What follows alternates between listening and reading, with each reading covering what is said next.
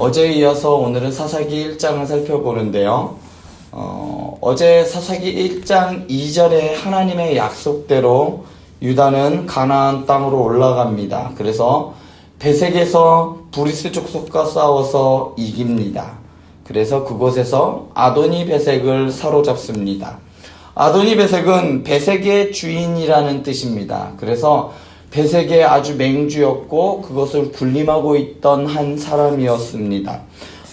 유다는 베색에서 스스로 주인이라 자처하는 그 브리스 족속의 수장을 물리칩니다. 이는 유다의 능력으로 된 것이 아니라 2절의 말씀대로 하나님의 약속, 그러니까 내가 이 땅을 그의 손에 넘겨주리라 라는 말씀대로 하나님께서 유다와 시므온 연합군이 이기게 해 주셨습니다.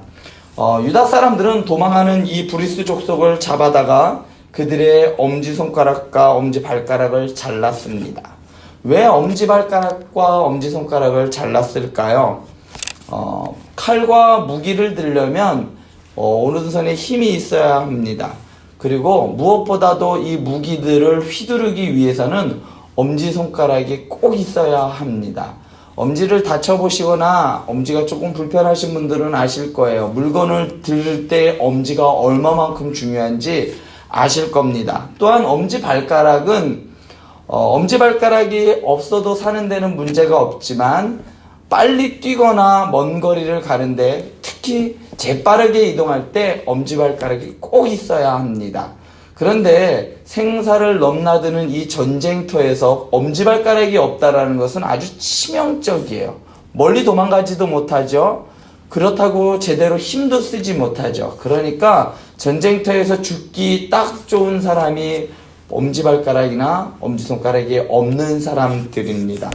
그렇기 때문에 일부러 전쟁을 해서 이기고 난 다음에 포로들의 엄지손가락과 발가락을 자르는 일은 고대 근동, 그러니까 고대 이스라엘 국가 주변에 있던 많은 나라들이 행했던 일들입니다. 때문에 오늘 아도니 베색은 자기가 잡히고 나서 엄지손가락과 엄지발가락을 잘리고 난 후에 자기의 신세를 한탄하는 말을 오늘 합니다. 옛적에 70명의 왕들이 그들의 엄지손가락과 발가락이 잘리고 내 상 아래에서 먹을 것을 줍더니 하나님이 내가 행한 대로 내게 갚으심이로다. 그러니까 예전에 아도니 베색은 전쟁에서 이길 때마다 그 왕들의 엄지손가락과 발가락을 잘랐는데 그 수가 무려 70이나 되었다라는 겁니다. 그러니까 70명을 죽인 게 아니라 70나라, 70부족 정도를 물리치고 그렇게 했다는 것입니다. 그가 많은 사람들에게 이 정도로 악행을 하였는데 이제는 자기가 했던 것 그대로 하나님께서 자기에게 갚으셨다라고 한탄합니다. 우리는 말씀을 통해서 이스라엘의 가나안 정복이 가나안 족속들의 행한 대로 대한 하나님의 심판이라는 것을 우리는 알고 있습니다. 하나님께서는 오래 참으시는 분이시지만 때가 참에 심판의 칼을 들어 내리치시는 분이 바로 하나님이십니다. 그렇기 때문에 하나님께서는 행한 대로 갚으시는, 행한 대로 보응하시는 분이시라는 것을 기억하실 수 있기를 바랍니다.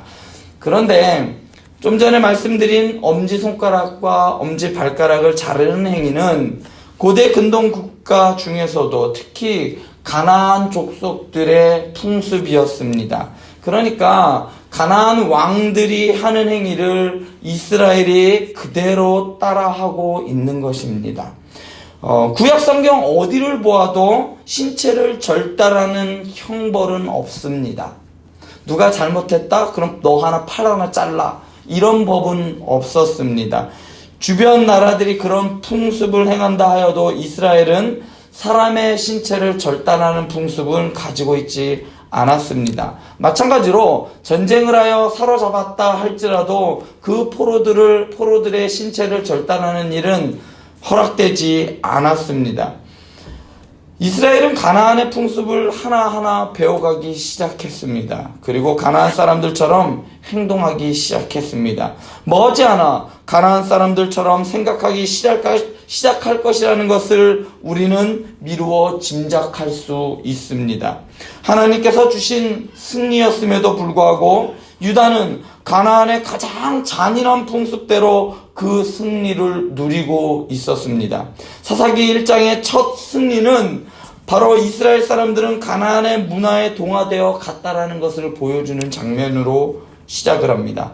오늘 말씀에서 하나님은 70여 명의 왕들의 엄지손가락과 엄지발가락을 자르는 이러한 잔인한 짓을 행한 아도니베섹을 심판하셔서 그 행한 대로 갚으시는 하나님을 보여줍니다. 그런데 가나안의 심판의 도구로 사용되었던 이 이스라엘이 아이러니하게도 역설적이게도 가나안의 풍습을 따라서 점차 가나안화되어 가고 있었습니다. 이는 결국 이스라엘도 가나안의 여러 부족들처럼 하나님의 심판을 받는 그러한 전철을 밟을 것이고 하나님의 심판이 그들에게도 머지않아 이를 것이라는 것을 우리는 암묵적으로 볼 수 있습니다. 이러한 이스라엘의 모습을 보면 우리는 어리석다라는 생각을 합니다. 왜 저들은 하나님의 마음을 저리도 모를까? 왜 저들은 저렇게 우둔한 짓을 할까? 아마도 저들도 처음에는 저러지 않았을 것입니다. 저렇게 안 했습니다. 왜냐하면 사사기 1장 바로 앞에 있는 여호수아서 24장을 보면 정말로 비장하리만큼 백성들과 여호수아가 결의를 하고 다짐을 하고 언약을 하는 장면들이 나옵니다. 이스라엘의 백성들은 단호하게 여호와만 섬길 것을 다짐을 했고 심지어 그 내용을 자신들이 받은 그 율법책에 기록하여 잊지 않고 그것을 지키려고 하였습니다. 또한 큰 돌을 세워 언약의 징표로 삼아 절대로 하나님을 떠나지 않고 하나님만을 섬길 것이라고 다짐하고 또 다짐하였습니다. 그토록 강하게 그리고 강렬하게 다짐하였어도 그들은 가나안의 풍요 앞에 점차 무너져 갔습니다.